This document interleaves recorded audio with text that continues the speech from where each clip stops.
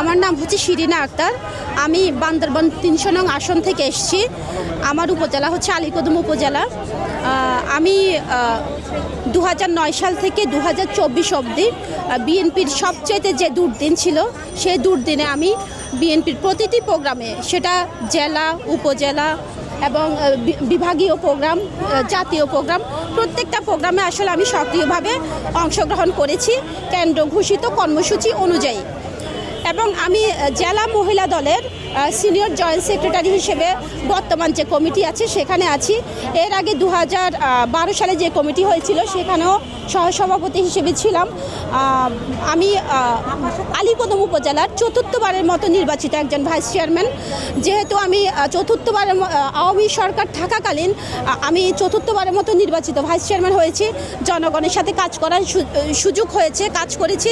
এবং সেই vice chairman থাকাকালীন আমি দলের প্রতিটি প্রোগ্রামে অংশগ্রহণ করেছি। দলের কাজ করতে গিয়ে মামলার শিকার হয়েছি। আমার নামে মামলা হয়েছে, তার রেকর্ড আমার কাছে আছে। তো আমি আসলে দলের কাছে, আমি একজন বিএনপির ছোট্ট একজন কর্মী হিসেবে আমি দলের আজকে মনোনয়ন পেয়েছি। তো দল যদি আমাকে বান্দরবান ৩০০ নং আসনের সংরক্ষিত মহিলা সংসদ সদস্য হিসেবে যদি আমাকে অধিষ্ঠিত করেন বা আমাকে যদি মূল্যায়ন করেন, সেই ক্ষেত্রে আমি ভাইস চেয়ারম্যান হয়ে যে ছোট্ট পরিসরে কাজ করেছি, সংসদ সদস্য হিসেবে আরও বড়সড়ে কাজ করব, এটাই দলের কাছে আমার প্রত্যাশা।